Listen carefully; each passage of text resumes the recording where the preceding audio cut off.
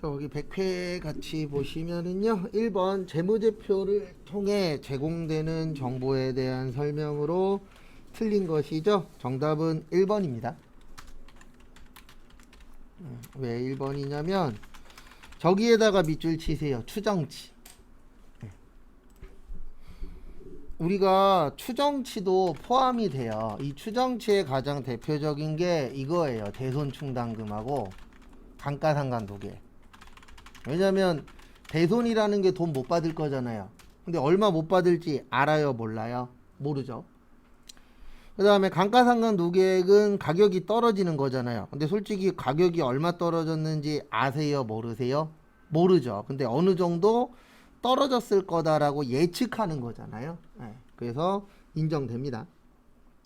그 다음에 2번 재무제표는 특정 기업 실체에 관한 정보를 제공합니다. 그래서 어떤 회사에 대한 정보 제공을 해주는 거잖아요. 그래서 2번 맞고, 그 다음에 우리는 다 돈으로 하기 때문에 돈이 화폐 단위잖아요. 그래서 3번 맞고, 그 다음에 이거 4번이라고 찍으신 분들 계실 수 있는데 산업 또는 경제 전반에 관한 정보는 주지 않습니다. 왜 그러냐면 우리가 뭐 지금은 좀 힘들어지긴 했지만 삼성전자가 잘 됐다 그래서 나라가 잘 되고 있는 건 아니잖아요.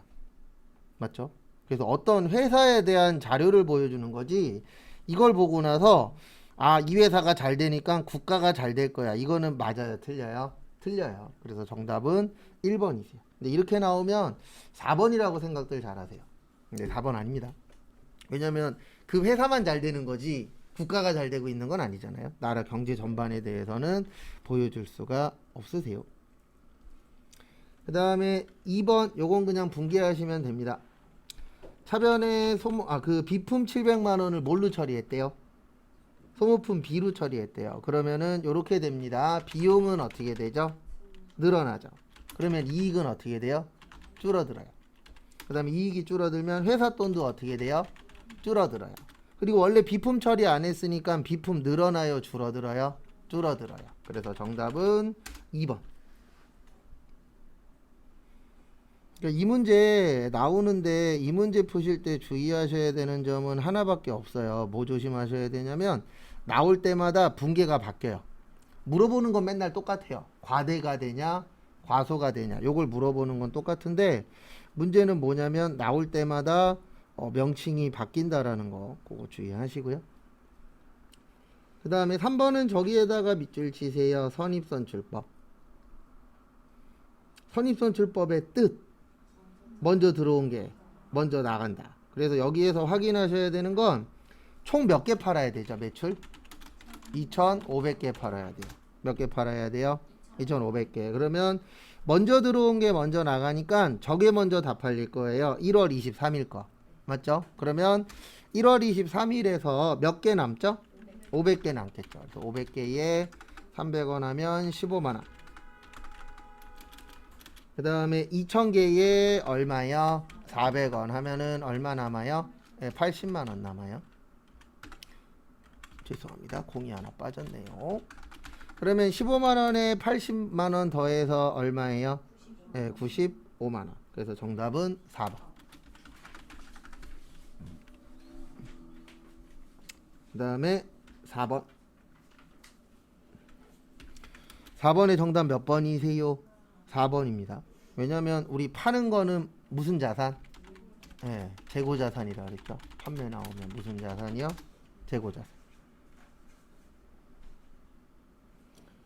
그래서 식별 가능해야 되고 통제할 수 있어야 되고 저기 미래 경제적 효익 옆에다가 이렇게 하나만 적어주세요. 효익은 모든 자산이에요. 그래서 모든 자산은 효익이 있어야 돼요. 그래서 효익의 뜻이 뭐냐면 효과 플러스 이익 창출을 하실 수가 있으셔야 됩니다.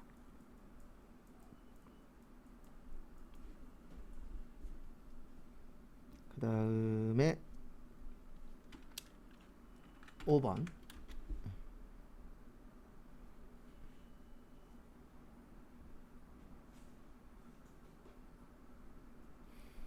그 다음에 보시면 5번은 저기에다 밑줄 치세요. 기말. 그래서 결론은 붕괴하라는 얘기입니다. 그래서 붕괴가 되시면은 맞출 확률이 올라가는 거세요. 그래서 취득원가 200만 원인 미국의 주식은 저기에다 밑줄 치세요. 단기 보유. 근데 200만 원짜리가 얼마가 되셨죠? 네, 240이 되셨죠. 그러면 차변의 단기 매매 증권 40, 대변의 단기 매매 증권 평가 이익 40.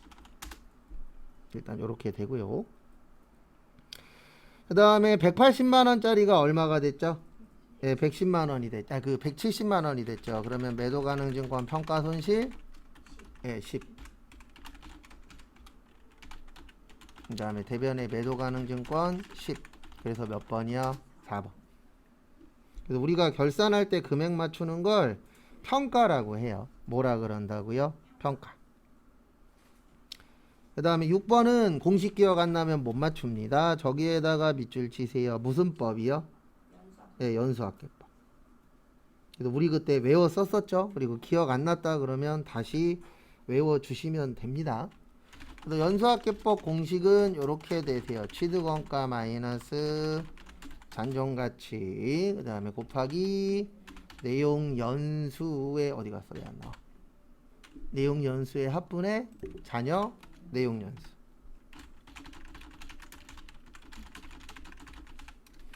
또 여기에다가 대입하는 연습을 하시면 돼요. 그래서 기억 안 나신 분은 다시 외우시고, 기억났는데 계산법이 틀리신 분들은 계산법 한두 번 더 연습하시면 맞추실 수 있어요. 취득원가 6천 이라고 거기 써있죠. 그 다음에 잔존가치는 취득원가의 몇 프로요? 네, 6천에 10%면은 600. 그 다음에 여기에서 키포인트는 이거예요. 뭐냐면 요거 내용연수의 합분의 잔여 내용연수, 요거를 이해하시는 게 요 문제의 키포인트입니다. 그래서 거기 보시면은요, 지금 몇 년이에요? 내용연수? 네, 그러면 내용연수의 합은 1 더하기 2 더하기 3이에요. 그래서 5년이면은 1부터 몇 가지? 5까지 그렇게 더해 주시면 되고요. 그 다음에 자녀의 뜻이 뭐죠? 남은 거. 이제 처음 하니까 몇 년 남았어요? 네, 3년 남았죠. 그래서 3 하시면은 2700 나와요. 그래서 정답은 4번인데, 요런 문제는 공식 기억 안 나면 맞출 확률이 떨어질 수밖에 없어요. 그래서 공식 잘 숙지하시고, 그 다음에 7번이나 4번이나 똑같은 문제예요. 유형이냐 무형이냐 말만 바꿨지. 정답 몇 번이요? 2번. 판매 목적이면 무슨 자산이라 그랬어요? 재고자산. 4번도 똑같은 문제예요. 그리고 이러신 분은 이해 잘못한 거예요. 4번은 맞췄는데 7번은 틀렸어. 아니면 7번은 맞췄는데 4번은 틀렸어. 그러면 아직 이해 못하고 있는 겁니다. 맞죠? 7번하고 4번하고 똑같은 문제예요. 근데 차이가 뭐냐면 4번은 무형이고 7번은 뭐예요? 유형이에요. 그 차이밖에 없어요. 똑같은 문제예요. 답도 똑같잖아요. 둘 다 뭐야? 판매. 그래서 판매 나오면 무슨 자산? 재고자산. 그리고 여러분들이 생각하는 난이도만큼의 문제는 15개 중에 2-3개밖에 안 돼요. 그리고 나머지는 듣기는 들었는데 이제 헷갈리냐 덜 헷갈리냐 그거 싸움입니다. 그래서 남은 기간 동안에 채우시면 충분히 좋은 점수 나올 수 있어요. 그 다음에 8번 저기에다 밑줄 치세요. 매출 원가. 계산 문제는 항상 공식이 우선이에요. 매출 원가 구하는 공식 어떻게 되죠? 기초상품 플러스 순매입액 마이너스 기말상품 마이너스 타계정 대체. 그 다음에 순매입액 어떻게 구해요? 총매입액 플러스 부대비용 마이너스 매입한출 및 애놀이 마이너스 매입할인. 그 다음에 나머지는 대입만 하면 됩니다. 보실래요? 기초에 500. 그 다음에 부대비용 얼마요? 20. 그 다음에 단기 매입 얼마요? 200. 그 다음에 기말 얼마예요? 네, 200. 그 다음에 매입 할인 얼마요? 10. 그러면 210 나와요.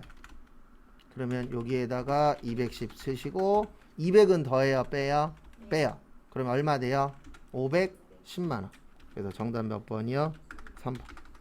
근데 항상 계산 문제는 계산 공식이 기억이 나시면 푸는 거고요. 계산 공식 기억 안 나면 찍는 수밖에 없어요. 그래도 사지선다니까 찍을 수 있잖아요. 그리고 내일은 요렇게 풀어보세요. 어떻게 풀어보시냐면 실기 먼저. 그러니까 내일 2개 푸는데 한 번은 실기 먼저 하시고 한 번은 이론 먼저 하세요. 그렇게 해서 뭐를 찾으셔야 되냐면 본인하고 맞는 성향을 찾으셔야 됩니다.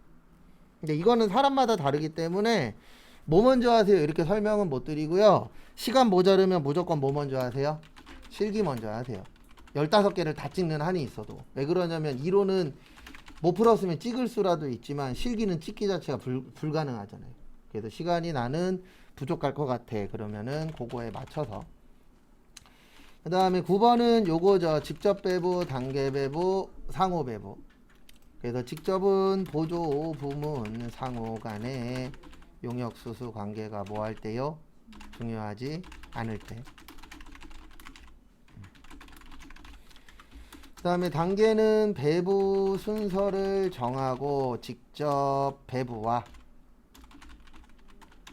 상호 배부의 무슨 단계? 절충. 그 다음에 상호는 가장 정확. 계산은 뭐요? 복잡. 그래서 거기 보시면 1번 상호배분법은 가장 정확 맞아요. 직접은 배분순위 안 정합니다. 배분 정하면 뭐예요? 단계예요. 그 다음에 직접 배분법은 단계 배분법에 비해 이익이 커진다 이런 건 없어요. 이익은 똑같은데 이제 차이가 뭐냐면 나눠주는 거기 때문에 원가가 달라지는 거지 이익은 똑같습니다. 우리 생각을 해보세요. 빵을 3개로 나누든 2개로 나누든 빵은 몇 개죠? 하나잖아요. 전체가 변하면 안 돼요. 세부는 변할 수 있겠지만 2개로 나누면은 좀 더 클 거고 3개로 나누면은 작아지는 거잖아요.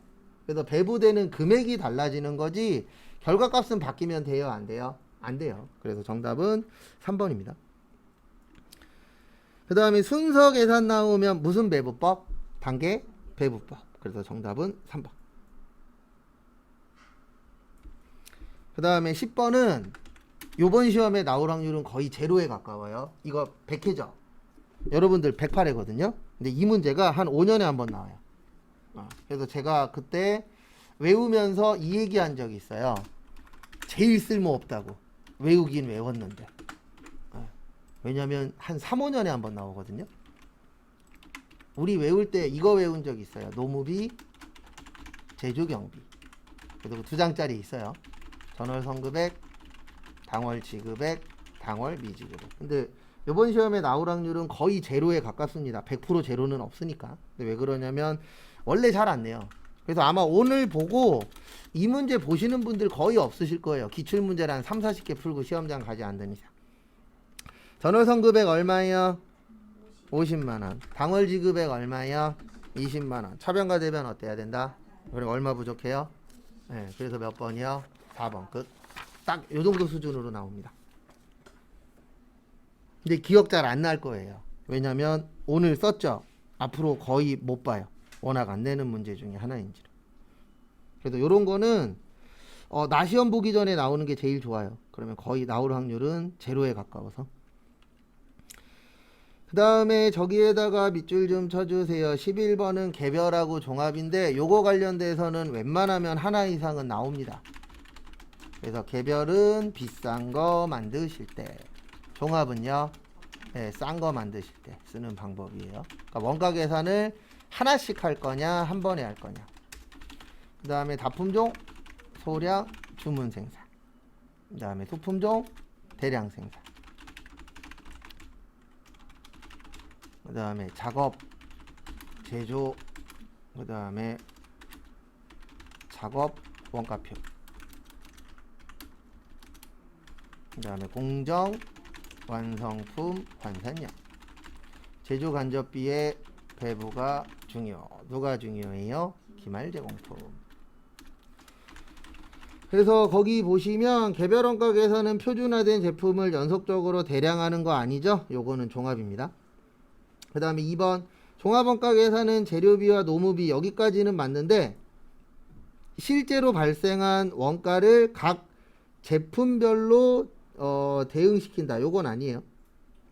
왜냐면 우리가 재료비와 노무비 나오면은 저쪽이거든요. 개별 원가 계산. 근데 거기는 무슨 원가 계산이라고 되어 있죠? 종합이라고 되어 있죠. 그래서 틀린 거예요. 그래서 정답은 3번입니다. 개별 원가 계산이 정확해요? 종합 원가 계산이 정확해요? 개별이 정확하죠. 왜요? 몇 개씩 계산하니까 하나씩. 그래서 정답은 3번.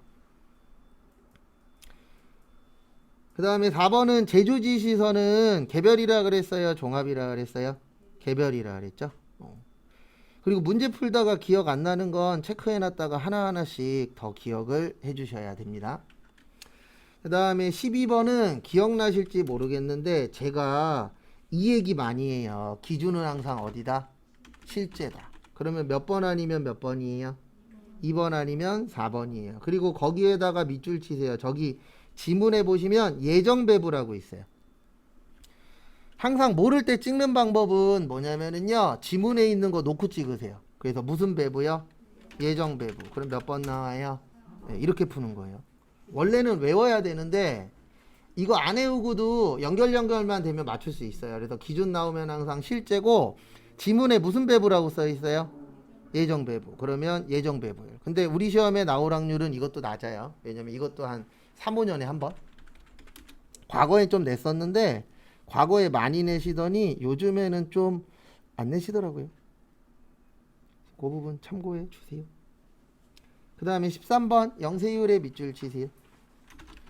영세율은 완전면세 제도예요. 그래서 왜 완전면세냐면 환급이 가능한데 그것도 조기 환급됩니다. 15일. 그 다음에 주로 뭐와 관련된 거예요? 수출. 그 다음에 면세가 불완전 면세 제도예요. 왜 그러냐면 안 돌려줘요. 네, 그래서 환급이 불가능하다. 그 다음에 주로 고소득층, 저소득층.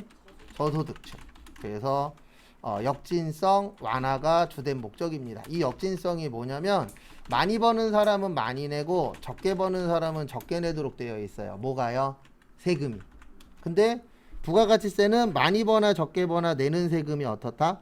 똑같다. 이거에 대해서 공정하다라고 얘기하시면 세금에 대해서 모르시는 거예요. 근데 세금에 대해서 모르는 사람들은 그게 공정하다라고 봐요. 그게 잘못된 건 아닙니다. 근데 세법은 처음부터 만들 때 많이 버는 사람한테 세금을 걷어서 적게 버는 사람한테 배분하겠다.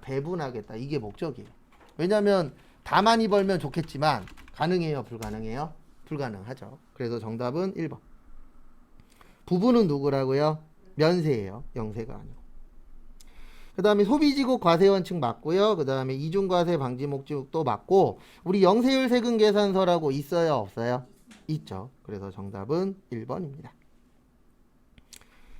그 다음에 14번은 저기에다 밑줄 치세요. 용역의 공급. 우리 그때 이렇게 외웠었는데 우리 과세거래에는 세 가지가 있어요. 재화의 공급, 그 다음에 용역의 뭐요? 공급, 그 다음에 재화의 뭐요? 수입. 용역의 공급, 재화의 수입. 이렇게 이제 세 가지가 있죠.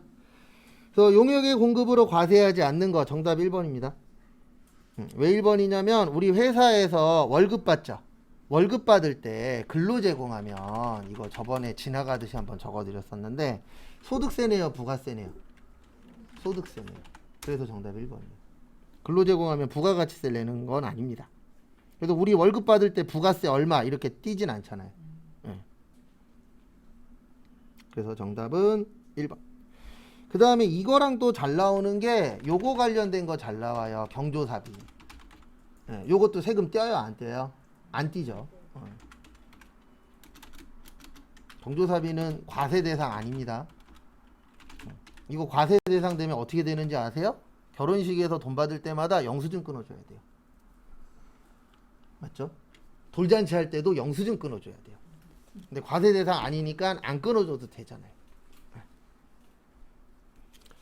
그 다음에 15번 세금계산서 위에다가 이렇게 하나만 적어주세요. 세금계산서 나올 때마다 종종 적어드리는데 업자들끼리 주고받는 겁니다. 그래서 아까 14번의 정답이 1번이 되는 게 근로자는 업자가 아니잖아요. 그렇게 생각하셔도 돼요. 연결을 한다라면, 간단하게 연결시켜 드린다면. 그 다음에 거기 보시면 1번 법인 사업자 및 개인 사업자는 반드시 에다 밑줄 치세요. 정답은 1번입니다.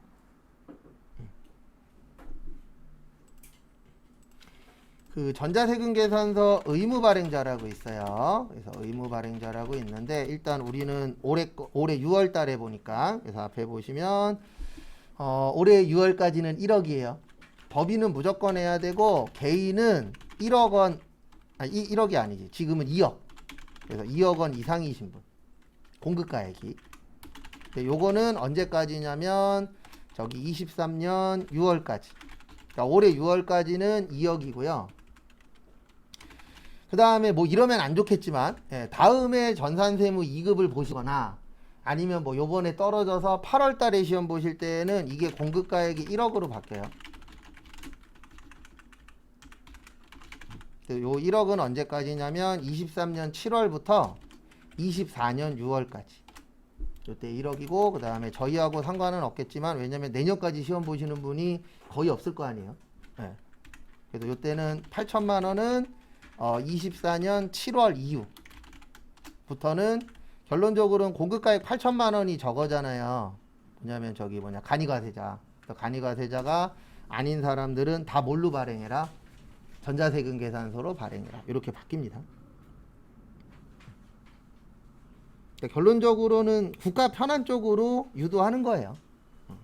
그래서 정답은 1번. 그리고 이거 좋은 방법은 아닌데 모를 때 찍는 방법 중에 하나는요. 이거 우리 학교 다닐 때도 그렇게 찍었는데 반드시 모두 전부 이렇게 나오면 이거 대부분 맞는 거예요? 틀린 거예요?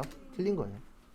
이건 어느 시험이든지 대부분 다 통용됩니다. 100%는 아니지만 90% 이상 요 글씨에 나오면 틀렸다라고 보시면 얼추 맞아요. 저희 시험도 똑같아요. 그 다음에 실무 시험.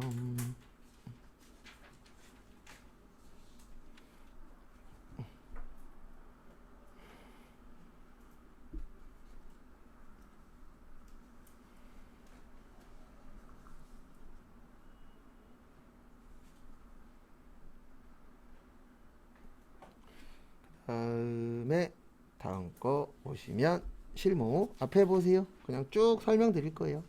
그리고 참고로 지금 100회가 풀어보시면 아시겠지만 못 풀 정도는 아니죠. 이거 왜 그러냐면 내일 풀 99회가 어려워요. 네. 그래서 100회가 쉬운 겁니다. 그래도 여러분들 요번에 전산회계 1급 잘 보셔야 돼요. 왜냐면 앞에서 많이 떨어졌거든요. 합격률이 높은 편은 아니에요. 최근 한 2, 3년 안에 치면은 한 세 손가락 세 번째로 합격률이 낮나 그래요. 그러면 요번에 만약에 뭐 그럴 리는 없겠지만 6월달 시험도 합격률이 낮으면 8월달 시험은 무조건 쉬워요. 왜냐면 이게 평균적으로 한 번 어렵고 그 다음에 쉽고 이렇게 퐁당퐁당 잘 내거든요. 근데 퐁퐁이 되면 그 다음엔 확실히 당해요. 네. 네. 근데 어쨌든 요번 시험이 쉽냐 어렵냐에 따라서 8월달 시험은 거의 확정이에요. 왜냐면 제가 잠깐 보여드리면 또 눈으로 보는 걸 또 우린 또 사랑하잖아요. 그래서 뭐 시간이 아주 부족한 건 아니니까 최근에 떴더라고요. 최근 시험 저기 합격률이. 합격률 보면 우리가 108회거든요. 좀 이거 좀 안 나왔으면 좋겠어. 이거 돈도 안 되는 거예요. 커피 받고 싶으시면은 여기 세무사 TV 유튜브 가입하시면 준대요. 좀 없어져. 그래도 여기 보시면 전산회계 1급이 요번에 33% 붙었어요. 근데 106회가 44, 51, 46, 38, 34, 51 거의 요렇거든요. 그래서 제 개인적인 예상은 한 40%대 초반. 그러니까 지금 풀고 있는 게 몇 회예요? 요거 50%예요. 그리고 내일 풀 게 몇 프로예요? 25%예요.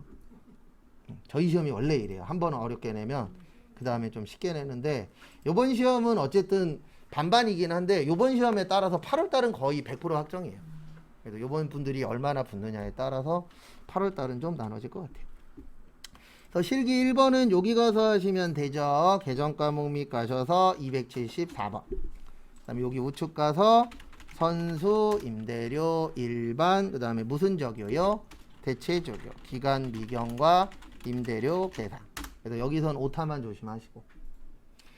그 다음에 2번은 거래처 등록 가셔서 통장 가셔서 98004.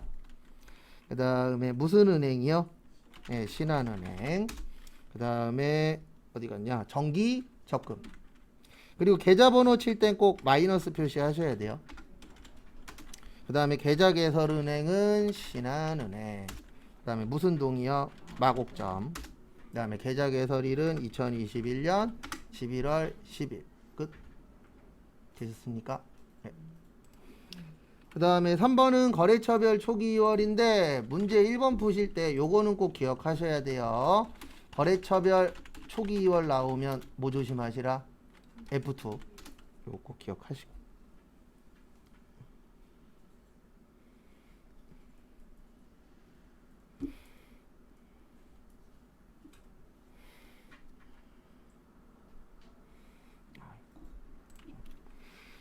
그래서 이렇게 하시면 됩니다. 여기 가셔서 바드러움에 하늘정밀 1330, 그 다음에 일레코리아는 1170, 그 다음에 지그번 가셔서 프로테크는 1450, 부흥기업은 1350. 끝. 이렇게 하면 몇 점이요? 10점. 근데 이때 왜 합격률이 높냐면 일단 그분이 안 오셨어요. 연결재무제표. 그거 하나만 없어도 얼마나 편한데요. 그리고 이렇게 생각하시면 돼요. 안 나왔으면 하는 문제 있어요, 없어요? 그거 많이 안 나오면 합격하는 거고요. 많이 나오면 떨어지는 거고 별거 없어요. 사람 생각 다 똑같아요. 그리고 다음 주부터 문제 풀 때 요건 좀 어려울 것 같아. 그러면 합격률 가서 보시면 합격률 낮아요. 요 정도면은 왠지 합격할 것 같아. 그러면 합격률 가서 보시면 합격률 높아요. 왜냐면 저도 지금 수업을 한 10년 넘게 하고 있지만 대부분 다 비슷하거든요. 요거 나오면 좋겠죠? 그러면 사람들 다 끄덕끄덕 하고 있어요. 그러면 제가 맨날 그럽니다. 안 나올 거예요. 이게 희한하더라고요. 그 다음에 7월 4일은 우리 교육하면 뭐였죠? 교육훈련비. 그 다음에 돈 줄 때 세금 띄면 무슨 금? 예수금 16,500원. 그 다음에 통장에서 얼마 나갔어요? 48만 3,500원. 그리고 요거는 좀 기억하셔야 돼요. 원천징수 나오면 줄 때는 뭐요? 예수금. 받을 때는 선납세금. 이렇게 처리를 해주시면 됩니다. 그 다음에 7월 11일 원재료 보관용 창고의 화재와 도난에 대비하기 위하여 보험을 들으셨대요. 그래서 500번대 보험료 300. 대변에 무슨 예금? 보통 예금. 끝. 7월 25일 배당 받았죠. 배당 받으면 무슨 수익? 배당금 수익. 300이 아니라 150. 그 다음에 뭘로 들어왔어요? 보통 예금인데 여기 잠깐만 봐보세요. 계정 과목 헷갈리시는 분들은 꼭 이거 하세요. 여기 들어가서 만약에 7월 25일이야. 그래서 차변은 알겠어. 차변 치고 그 다음에 찍을 때 찍더라도 지금 중요한 게 배당이잖아요. 그러면 여기에다 뭐라고 쳐봐요? 배당 아니면 배당금 치면 이렇게 나오잖아요. 그래 여기에서 찍는 게 훨씬 더 확률은 어때요? 높아요. 그리고 받았으니까 배당금 뭐요? 수익. 그리고 아까처럼 교육 나왔어. 그러면 뭐요? 교육 치면 교육훈련비밖에 없죠. 시험장 가서 이런 운이 두세 개 나와야 돼요. 그래서 저도 전산세무 1급 볼 때 기억이 가물가물한 거 프로그램 들어가갖고 찾았거든요. 그리고 4개 더 맞았잖아요. 그러니까 어디에 뭐가 있는지 아시면 조금 더 유리해요. 그래서 실기 연습할 때도 요런 거 나오면 여기 가면 있습니다라고 알려드리잖아요. 그럼 그런 것도 기억하시면 시험 보실 때 또 도움이 됩니다. 그 다음에 8월 16일은 거래처 나왔죠. 무슨 비요? 접대비. 얼마 드렸어요? 33만원. 미지 급금. 무슨 카드? 신한카드. 끝. 별거 없죠. 그 다음에 8월 25일은 요게 키포인트예요. 생산부. 생산부면은 뭐예요? 임금이에요. 사무실이면은요? 급여. 그래서 190. 그 다음에 대변에 예수금 얼마요? 174250. 그 다음에 나머지는 뭘로 나갔죠? 보통 예금. 이게 현실적인 문제입니다. 최저임금 190만 원 정도 받으시면 뭐 지금은 조금 더 올라가긴 했지만 190 정도 받으면 실수령액은 한 175만 원 전후라고 보시면 돼요.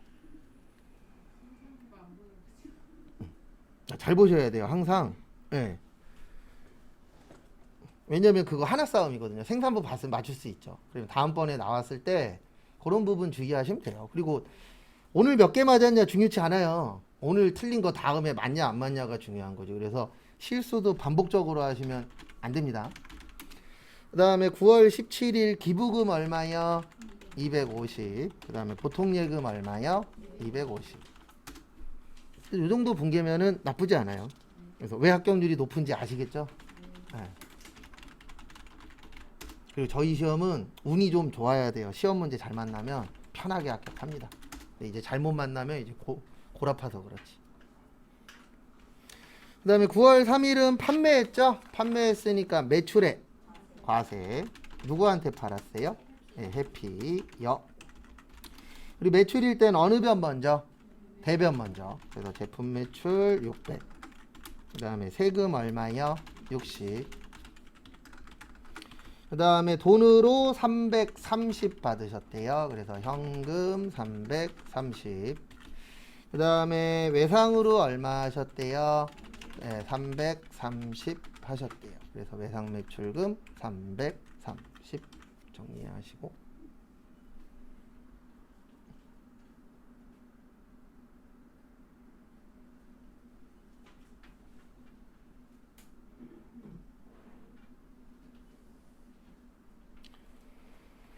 그 다음에 다음 거 보시면은요. 9월 25일 매출액 하과. 그 다음에 무슨 무역이요? 조화무역. 제품 팔았다. 제품 매출 500.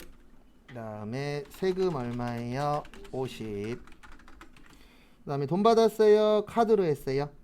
네, 카드로 했죠? 카드면 외상 매출금 550. 무슨 카드? 네, BC.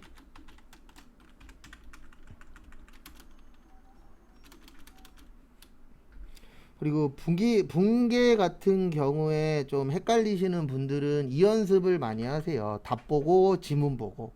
그래서 요때 어떤 계정 과목 쓰는지 그런 것들 많이 보시면 도움이 좀 되실 겁니다.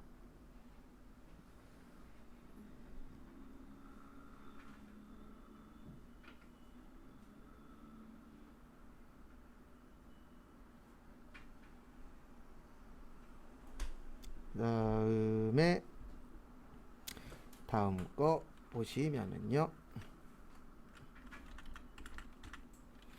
10월 15일 저기에다가 밑줄 치세요. 저기 어디냐? CCTV. 그리고 세 번째 줄 끝에 무슨 장치요? 설비 장치. 그것도 좀 잘 봐주세요.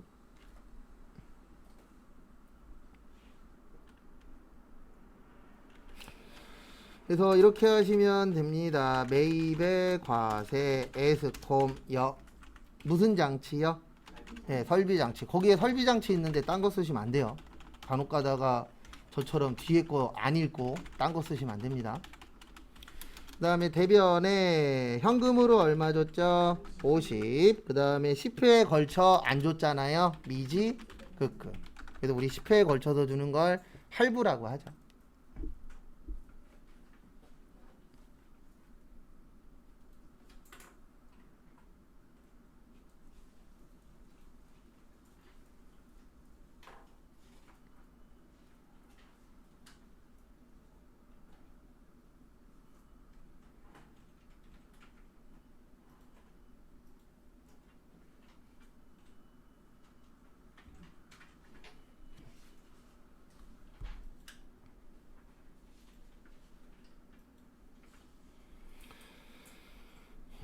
그 다음에 다음 거 보시면 10월 며칠이요? 20일. 저기에다 밑줄 치세요. 수입.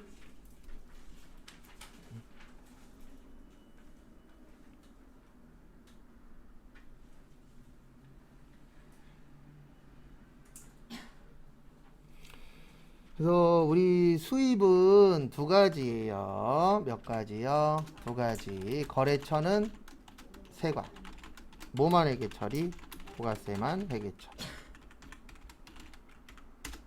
그래서 요거 기억을 하셔야 맞출 확률이 올라갑니다. 매입의 수입, 인천 세관.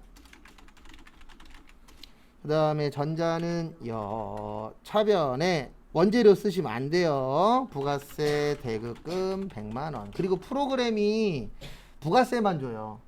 수입으로 넣으시면. 왜냐면 그 정도 구별은 하는 프로그램이거든요. 그 다음에 현금으로 얼마요? 100만원. 근데 싼 거 쓰시면 그런 구별이 없어요. 내가 그 구별을 다 해야 돼요. 그래서 얼마짜리 쓰느냐에 따라서도 공부를 많이 해야 되냐 덜 해도 되냐가 좀 나눠지긴 합니다. 그 다음에 11월 30일 저기에다 밑줄 치세요. 어디 갔냐? 세 번째 줄에 계산서. 리스는 빌려 쓰는 거예요. 우리 빌리면 뭐라 그러죠? 임차료라고 합니다. 그래서 매입의 면세. 그리고 계산서 나오면 무조건이에요. 무조건 뭐예요? 면세입니다. 그거 참고하시고.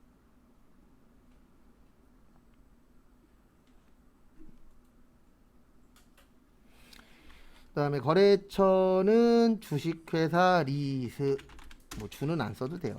전자는 빌려 쓰면 뭐라 그런다고요? 뭘 빌리든 다 임차료예요. 그 다음에 안 줬죠? 미지 끝. 그리고 부가세 나오면 안 됩니다. 왜 안 되죠? 면세라. 그래서 부가세 나오면 안 되는 대표적인 게 세 가지가 있어요. 영세, 면세, 불공.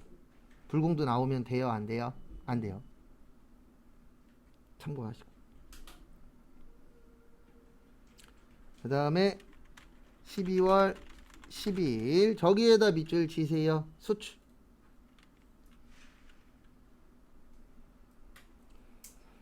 수출은 수출이에요. 그래서 매출의 뭐요? 수출 처리하시면 됩니다. 그래서 매출의 수출 처리하시고요. 거래처는 베스트. 그 다음에 제품 팔았죠? 무슨 매출이요? 제품 매출. 그래서 제품 매출 처리하시고 얼마냐면은 1000이 아니고 2억 6천 나올 거예요. 이거 이렇게 곱하는 거예요. 이거 예전에도 몇 번 냈었는데 저희는 처음 보는 건데 앞으로 이제 기출문제 풀다 보면 몇 번 더 보실 거예요. 그래서 1000개 곱하기 몇 달러? 200달러 곱하기 1달러당 얼마요? 1300원 하시면 2억 6천 나와요. 그래서 결론은 다 곱합니다. 그 다음에 돈 받았어요? 외상으로 했어요? 네, 외상으로 했죠. 외상 매출금 얼마요? 2억 6천. 정리하시고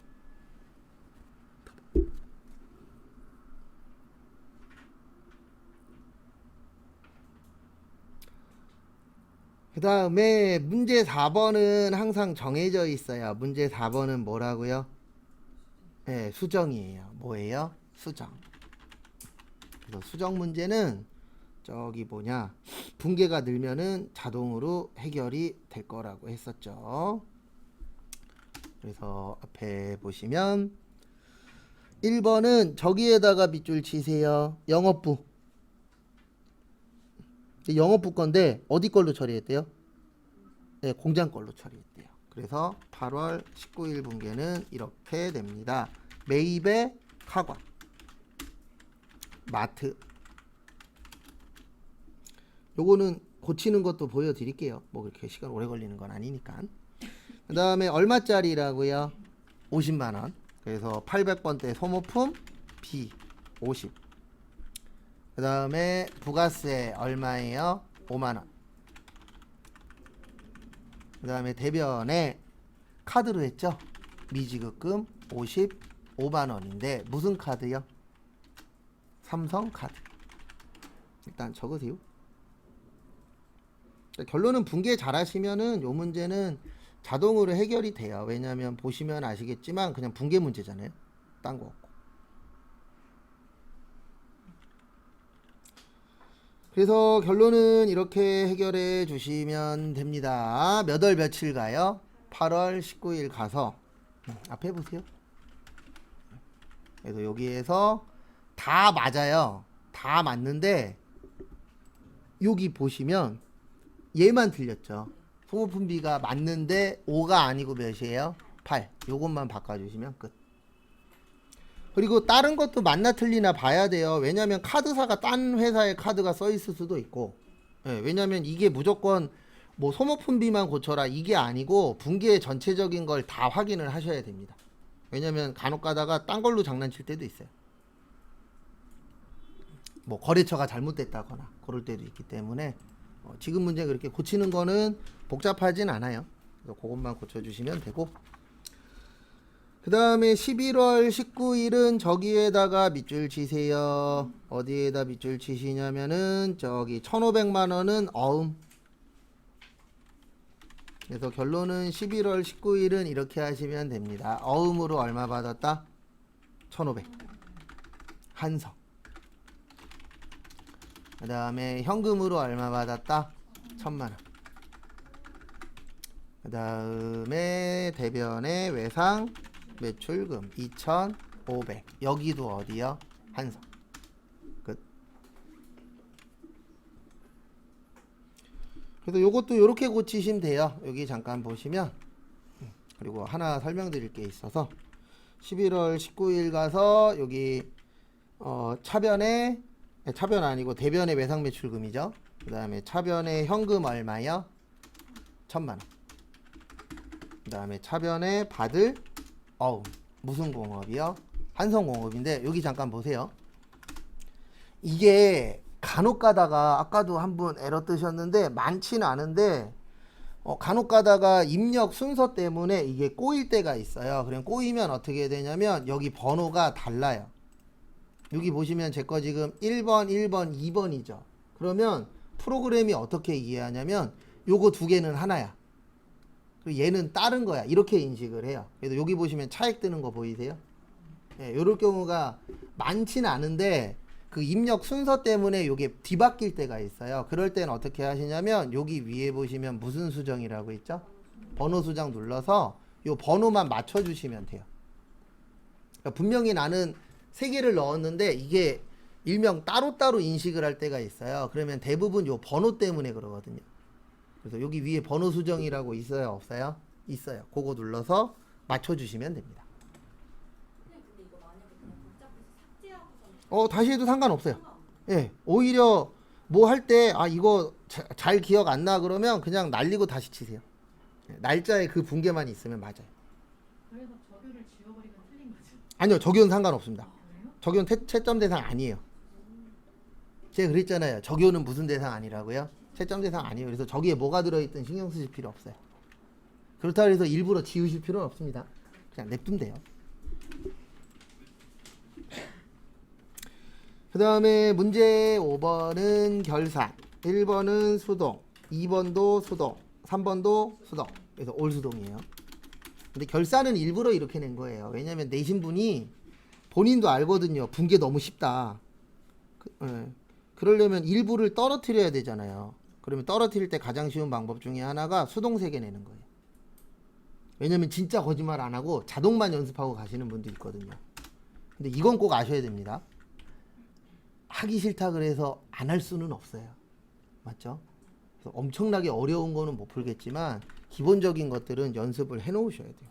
왜냐면 하기 싫다 그래서 우리가 무조건 다 안 할 수는 없는 상황이죠. 1번은 저기에다 밑줄 치세요. 두 번째 줄에 판매비와 관리비. 그리고 헷갈리시면 꼭 이렇게라도 하세요. 증가시켜요? 감소시켜요? 감소시켜요. 그러면 비용의 감소 어느 변이요? 대변. 대변의 무슨요? 보험료. 그리고 우리 지금 몇 년도죠? 네, 2021년이에요. 여기 보세요. 여기. 이거 보시면서 하셔야 돼요. 왜냐면 연도가 계속 내려가요.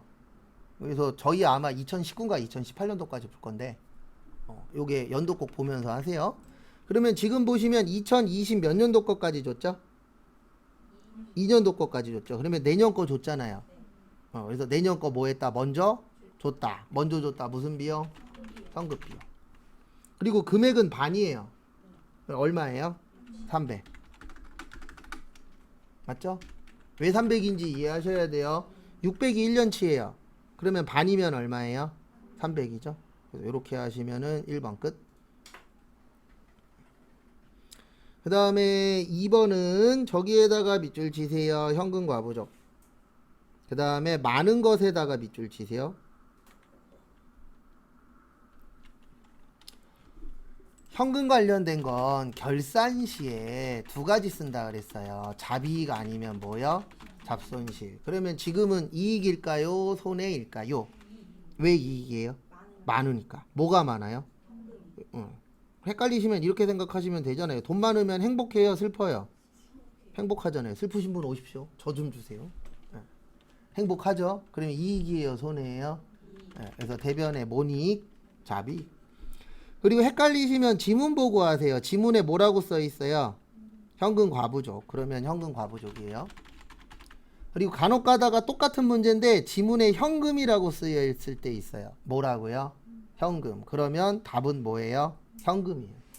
그래서 지문에 뭘로 쓰여 있느냐도 유심히 잘 보셔야 답 맞추는데 도움이 됩니다. 그래서 결론은 얼마예요?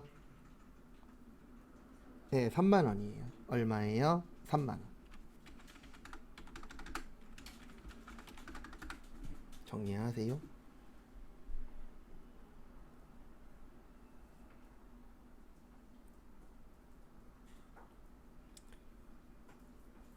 그 다음에 다음 것도 보시면 3번 외화 나왔죠? 두 가지.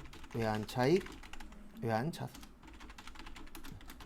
참고로 제가 적어드리는 건 안 변해요. 맨날 똑같을 거예요. 왜냐면 문제 내용만 바뀌지 물어보는 건 맨날 똑같거든요. 그 다음에 계정 과목 뭐죠? 네, 외상 매입금이에요. 그러면 외상 매입금은 뭐예요? 부채예요. 제가 외화 문제 나오면 맨날 이렇게 풉니다. 위에 두 줄 쓰고 그 다음에 뭐냐 적고 그 다음에 이제 어떻게 하냐면은 얼마였죠 원래? 330이었어요. 몇 달러예요? 3,000달러. 1달러당 얼마요? 1,200원. 그러면 얼마 되죠? 360. 올랐다 떨어졌다. 네, 그러면 부채의 증가 어느 변이요? 대변.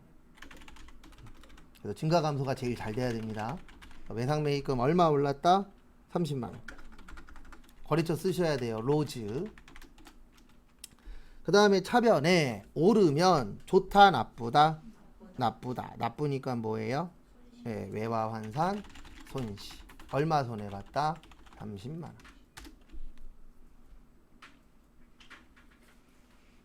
정리하세요.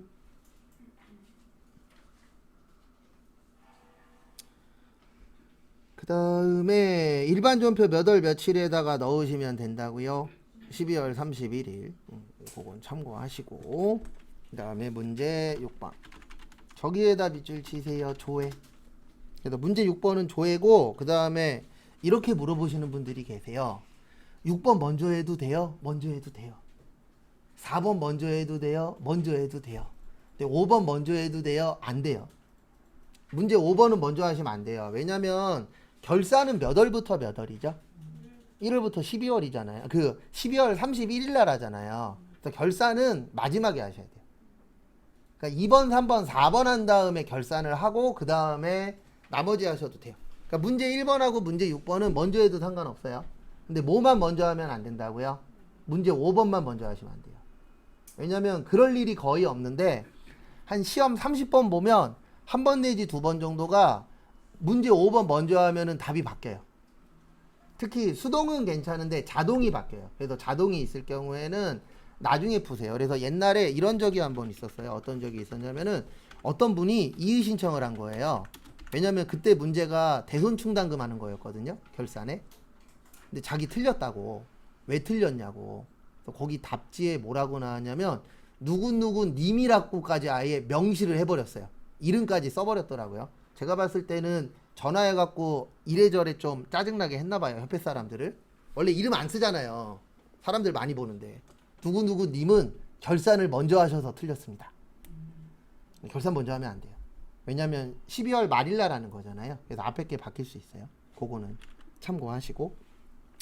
1번은 현금만 물어봤잖아요. 현금 출납자. 그리고 이거 헷갈리시는 분들 제가 공부하는 방법 하나 알려드릴게요. 전산회계 1급 교재 뒤에 보시면 기출문제 있거든요. 거기에서 문제 6번만 보시고 뭐일 때 뭐 요것만 반복적으로 적어 보셔도 어디 들어가는지 금방 익혀져요. 왜냐면 시험 문제 나오는 거는 한 4-5가지 가지고 돌리거든요. 2문제 정도는. 그래서 요거 잘 나와요. 요것도 현금 나오면 무슨 출납장? 현금 출납장. 그 다음에 부가세에서 매수 물어보면 뭐죠? 세금계산서 무슨 표? 합계표. 그래서 2번은 합계표. 그 다음에 3번 부가세에서 돈 물어봤는데 신용카드죠. 예, 요거는 여기가 더 정확하다 그랬어요. 어디요? 메인 매출장. 근데 부가세 신고서에서 봤어. 그러면 맞을 수도 있고 틀릴 수도 있다. 왜냐면 신고서에는 현금 영수증 포함이잖아요. 그렇다 해서 무조건 틀렸다는 아닙니다. 제 기억으로 아직까지는 신고서 들어가면 다 맞긴 했어요. 근데 틀릴 수도 있다예요. 틀리다는 아니고. 그래서 1번은 여기 가시면 됩니다. 현금 출납장 가셔서 몇 월에서 몇 월이요? 1월에서 6월. 그 다음에 합계는 항상 밑에 있어요. 그래서 제일 밑으로 쭉 내리시면 여기 누계라고 있습니다. 그래서 6,550만 원. 근데 솔직히 저는 이걸로 하라고 안 해요. 왜냐면 이게 맞을 때 있고 틀릴 때 있거든요. 출금은 맞는데 입금은 이거 쓰시면 틀려요. 그래서 저는 어떻게 하라 그러냐면 좀 불편은 하지만 여기 한 달치씩 월계 있어요. 월계 보이세요? 월계를 6번 더하는 게 가장 안전해요. 왜 그러냐면 얘 때문에 그래요. 여기 보세요. 작년에 넘어온 거 있어요? 없어요? 그것 때문에 그래요. 그래서 조금 불편하더라도 월계 2개 있으면 월계를 그냥 여러 번 더하세요. 그게 가장 안전은 합니다. 그 다음에 2번은 여기 가시면 있어요. 부가가치에서 세금계산서 무슨 표? 합계표. 그래서 합계표 가셔서 몇 월에서 몇 월이요? 네, 4월에서 6월. 그리고 요거 꼭 바꿔주셔야 돼요. 매출이에요? 매입이에요? 매입이에요. 그 다음에 가장 많은 거래처. 무슨 전자? 기린전자. 그래도 이렇게 여러 번 했었던 거는 꼭 맞출 수 있도록 준비하시면 돼요. 안 나왔었던 거 맞추라고 안 합니다. 그런 건 그냥 찍어서 운 좋으면 맞는 거고 운 없으면 틀리는 거예요. 그 다음에 3번은 메인 매출장. 제 기억으로는 둘 다 맞았을 거예요 아마. 근데 메인 매출장이 좀 더 안전한 거는 지금 물어본 게 카드잖아요. 이거 신고서 가서 보시면 거기 왼쪽에 보시면 신용카드 현금 영수증이에요. 네. 그래서 맞을 수도 있고 틀릴 수도 있어요. 그래서 여기는 1월 1일부터 3월 31일. 그 다음에 매출이에요? 매입이에요? 매입이에요. 그 다음에 카드니까 카과. 그러면 여기 10만원하고 350에서 얼마예요? 그 세액 물어봤죠? 세액이면 만원에 35만원에서 얼마요? 36만원. 근데 지금은 신고서도 아마 똑같을 거예요. 근데 이거 지금까지는 똑같았는데 앞으로도 똑같으라는 법은 없으니까 예, 요거 물어봤을 때 계산서나 아니면 신용카드나 무슨 영수증이요? 현금 영수증. 요런 거 물어볼 때는 메인 매출장으로 가셔야 돼요. 왜냐면 메인 매출장에 일단 계산서는 없어요. 눈 씻고 쳐다봐도 없어요. 계산서 면세잖아요. 거기 안에 면세라는 문구 자체가 없어요.